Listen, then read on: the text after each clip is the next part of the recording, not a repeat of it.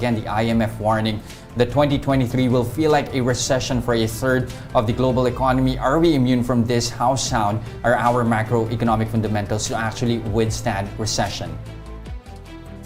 Good morning to everyone. Thank you for inviting me to share my ideas and our analysis. Well, we can generally agree with the IMF. There is, the global fallout from the interest rate hikes of the United States and the Western European countries, and the inflation pressures brought about by the Russia-Ukraine war will really be a drag to growth in many countries, including the Philippines. If you look at our relative strength, while we are only 40% exposed to the global economy, our biggest challenge is that we draw and import a lot of our economic requirements, particularly food and oil. So that those two major items comprise about 30% of total imports. That brings you a lot of pressure moving forward to 2023.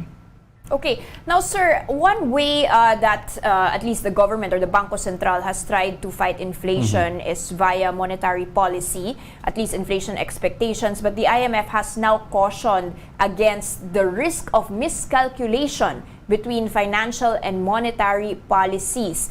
To what extent do you believe that the BSP is in that regard? How much more room do they have in this balancing act between over-tightening and under-tightening?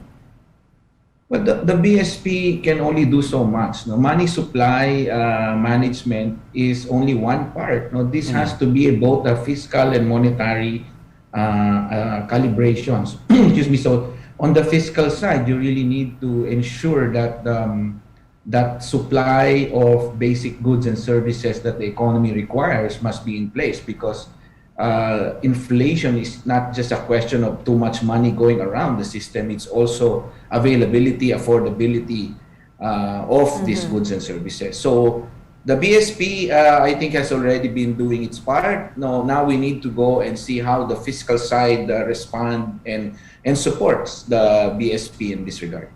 Earlier, you mentioned that the BSP is already doing its part. It's now on wait-and-see mode on whether the fiscal side will also pick up, including non-monetary interventions. But do we have enough fiscal space for that? Especially now, you have the IMF warning that many countries are in or near debt distress. Do you see us within that path as well?